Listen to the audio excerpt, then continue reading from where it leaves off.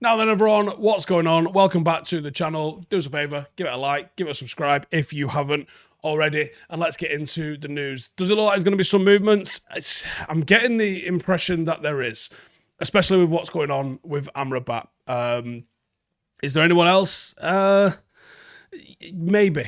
I think Gravenberch has got some interest that might be legit, but we'll get into that in a second, and it does look like we have got a sale on our hands as well. So, first things first, Amrabat, what's going on? Now, the Italian outlets are the ones doing all the talking. Fiorentina have supposedly lowered their asking price for Amrabat to 21 million. Just go get him. Just go get him. I don't care if you haven't got the money. Barcelona haven't got the money. They're still not paying off players from the fucking 90s by the looks of things. You haven't paid off how much we've paid on the just go get him. Just, yeah. Go get him, right? The check's in the mail. We'll get him. Just get him. At 21 million, go get him. Don't fuck about, go get him. And then what has broke today since then is that Amrabat is training on his own as he waits for United to agree a deal with Fiorentina, acting like a player on the verge of being sold, training separately from the rest of the squad. The guy's there to go get. Go get him. He obviously wants to come. And Romano saying he's just parroting what's been said in the rest of the outlets. Actually, like Amrabat's training on his own. He won't travel with us for the next game. Apparently, United need to sell one more player after Fred, which is why things are moving slowly for him. Just go get him and figure it out. We owe 600 and something million. 21 more million ain't a problem. You're going to walk on ice, you might as well dance. Do you know what I'm saying? Just go get him. This makes us better. You will earn 21 million more with him in the team than you will lose by not having him in the team. Do you know what I mean? You know what I mean? You know what I mean. Jesus. Go get him. So if anyone's in any doubt whatsoever, fucking go get him. Right, Ryan Gravenberch, what's going on with him? So with Ryan Gravenberch then, United have apparently registered interest in him, which I do like. Figures at the club insist a move is contingent on somebody going. So the game this week is who's going to go, because nothing's going to move until somebody goes. Yeah. I mean, let's get into the comments, see what you guys are saying. Stefan says, hot take, Gravenberch is a bit of a worry. Look, not establishing yourself in the midfield of Bayern Munich is no great shame. And like I said in a video the other day, if you've not seen it, go find it.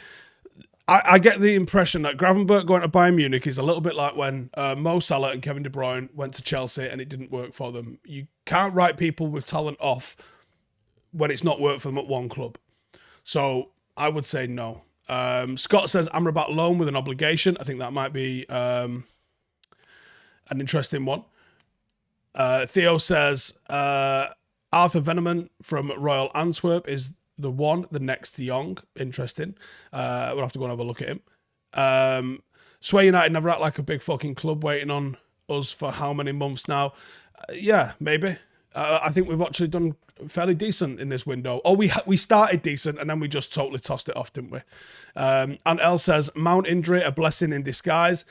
Potentially is, yeah, because it's going to force us to do something different. Greg says, activate a lever, please God.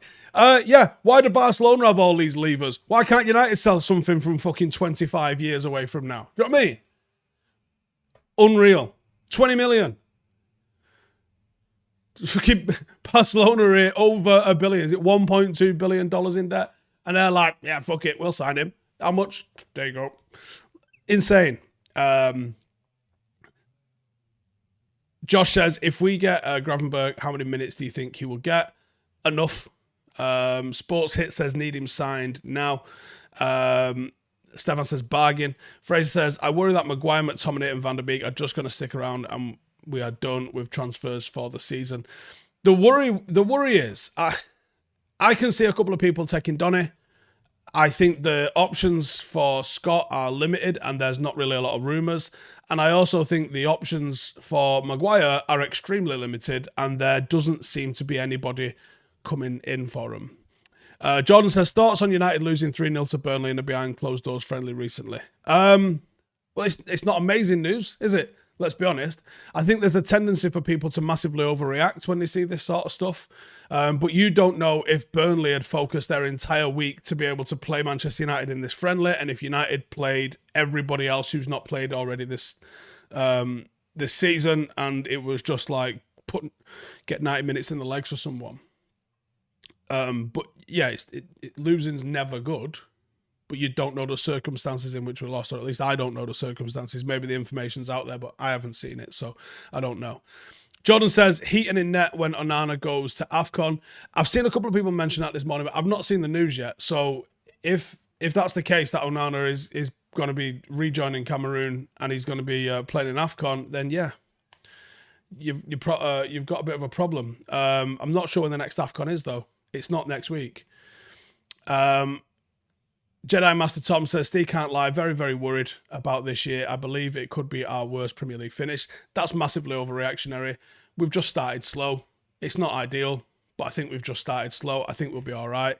Brian says, Amrabat for 20 million makes more sense than Mount at 40, and we paid 55 for Mount. Why can't United just do the right thing? Yeah. Amzi says, are we fucked this season? Can I see the light? If we turn the corner soon, yeah, we'll be fine. But the performances have to come. I believe results follow performance in a good and a bad sense. If you start seeing bad performances but you're still winning, you'll eventually start losing. But if you see really good performances but you're not winning, well, if you're patient, those wins will come. Results follow performance. And if you want to get a bit more on top of that, results follow performance, which follows training. Obviously, we don't get to see training, so we can only talk about the performances that we see on a Saturday afternoon. Kat says, what was the point in sounding Mount and Højlund? Well, there was some talk, wasn't it, that Højlund's going to be involved in the squad this week. Now, I would bet £1,000 fucking pound that that's off the bench. I don't think he starts, but we will see. Daniel says, our pressing is woeful. The way we try to play in the Spurs game was laughable. Jace Park says, morning, Steve, been an awful week at United. Need the positive this Saturday. I agree. Theo says, Kobe and Gravenberch is the dream. It's not a bad one. Ant says the gap between the top and the bottom is bigger now. Losing 6, you could still win the league. Losing 6, you can't even get top 4. I think you'll still get top 4 with 6. I think you will still get top 4 with 6. But yeah, I don't know. Thoughts on United trying to sign Alte Bayende? I don't know fuck all about him. So we will do a scout report on him. Hopefully at some point this week before the window closes. But yeah, I don't really know a hell of a lot about him. But I did see those links myself last night as well. Horizon with a super chat there says, the sheer overreaction is mad. We've started better than last season and we didn't have a bad season then. Correct. Sports Hit says, is it true Rasmus might be on the bench? Well, that's what I was just saying. I've heard he's going to be in the squad, like as we all have. I can't imagine he starts. I presume it is from the bench. I have got one more piece that I was going to talk about, and that's Dean Henderson. It's from Alan Nixon. He says, United now want to sell Dean Henderson to generate funds. They're looking for 20 million for him, and Crystal Palace are interested. Come on, Crystal Palace. Come on down. Do we have a bargain for you? Maybe that's all we need. Dean Henderson goes for 20 million. You bring Amrabat in and all is good with the world. And then we'll see. James O'Brien says, did I see that Benzema is leaving Saudi? Now, I don't know if he's leaving Saudi. I saw that he was upset with some of the circumstances, and Nuno Espirito Santo seems like he's not really fucking bothered about Benzema. Now, this is where it gets bent real fast. If he ends up at Newcastle, fucking stop it. That's my worry. People are like, oh, can't we get him on loan? Probably fucking not. No, when he's paid like $1 billion a season or 200 million a season, whatever the fuck it is.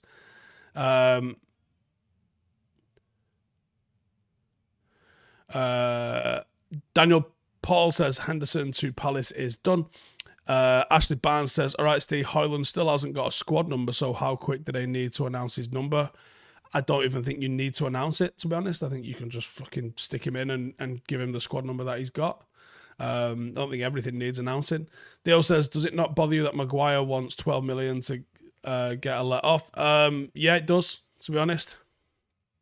Chirairu says, is the winger going to the byline dead? Everybody wants to cut inside. It's certainly not, no. I think... Oh, yeah, he took 17 off Fred.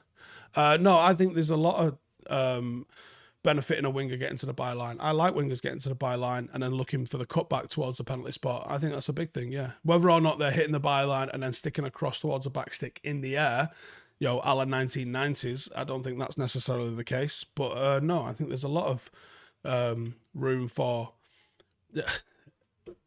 If you've not seen the highlights from Paddock FC's game that we posted last night, go watch them, because Ronaldo does it a few times. And it's exactly how I like to play. And there's a few things that you have to recognise. And I was actually going to talk to Ronnie about this today, because Ronnie's freakishly good at this. When the distance between the fullback and the nearest centre half is more than 5 meters or so is a lot.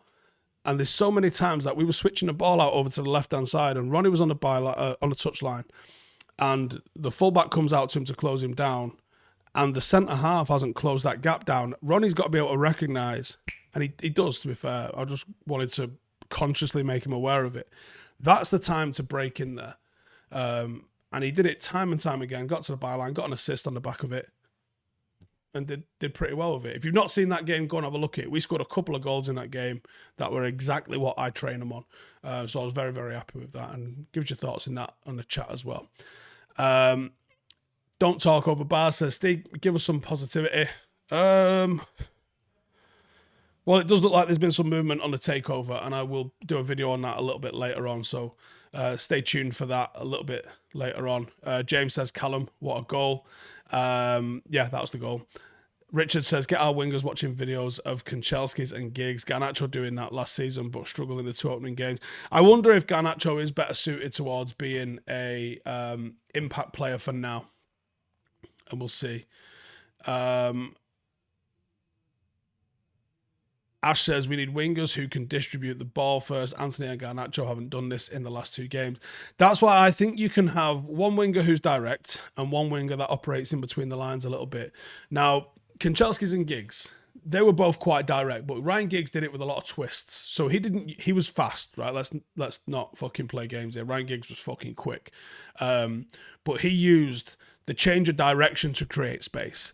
Andre Kanchelskis used to fucking knock it in front of him and then get the fuck after it.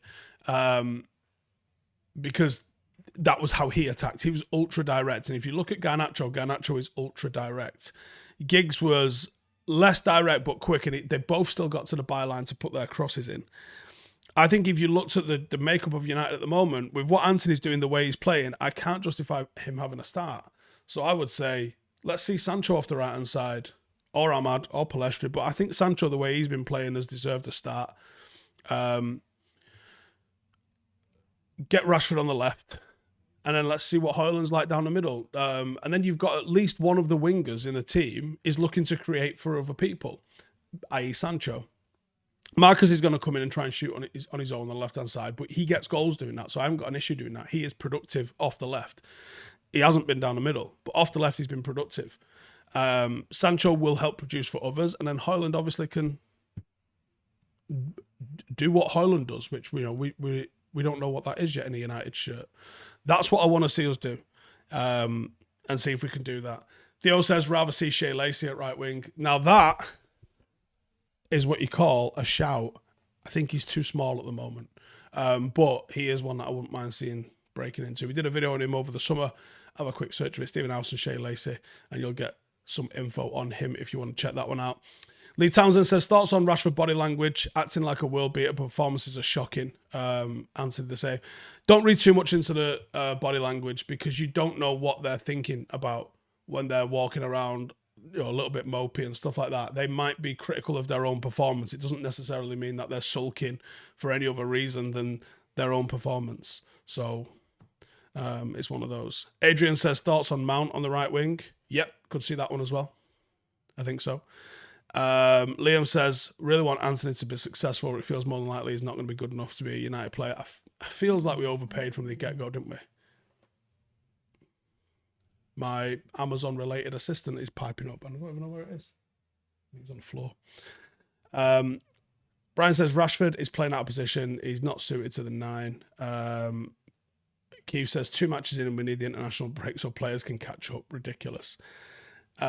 Theo says Sancho never really worked. Wasn't Ten Hag signing, selling for Leao from AC Milan? I disagree with that. Sancho has shown that he's done it. He's not shown it consistently though. And I think he had some issues off the pitch last year. But he's looked bright on pre-season. He's looked bright when he's come on. And I would say give the guy an opportunity and let's see what he can do. Tom of the Super Chat says, thought though Sancho was playing well in the centre, any chance you could play behind Højlund as a 10? There is a chance, yeah. But when you've got Mount, you've got Bruno, and technically you've got Donny as well. Yeah. I think his chances in that area are going to be extremely limited, but I wouldn't mind it as an option that we can have a false 9 for a game that you want to maybe dominate the ball a little bit better in. But yeah. Notch says, have I received enough batshit transfer stories for tomorrow morning this week? I've not even looked yet, to be honest, but I'm sure there will be some. Linda says, how many times do the kid have to specify he prefers to play on the left? I'm assuming that's talking about Marcus there. Gibbo says, Steve, who do you think Eric will go with in midfield with Mount being injured? I hadn't properly thought about it, to be honest with you. I've been asking for Bruno to be played in the 8 alongside Casemiro, and I could still make that case to go with that, but then I'd be giving Anthony or Garnacho a start, and I don't think they deserve that. Don't know. I'm recording my preview in about an hour, so I will have to put my team together by then, I imagine. But on that note, I'm going to wrap it up. So thank you guys for tuning in. Just about to record with Ash. Then I'm doing my preview. So make sure to subscribe. And like I said, go and check out Paddock FC. Please get involved in the comments on there as well. Really interested to know your thoughts on how the team look like they're playing and this, that, and the other. I think we're in a good spot this year, and getting some support from you lot means a lot to us. So cheers for tuning in as always, and I'll see you in the next one. Laters. Hey, thank you for watching the video. If you are new around these parts, then don't forget to subscribe. My channel is proudly supported by my community on Patreon. If you'd like to get a little bit of extra content, a Discord group, meetups, 5-a-side games, weekly podcasts, behind the scenes, and even an occasional bit of transfer news as and when I get it, then for the price of a pint, you can show your appreciation for the content that we make and get some goodies for doing so as well. Check the link in the description or click the button right here. You'll also find all of my socials here too if you want to follow me on any of those platforms.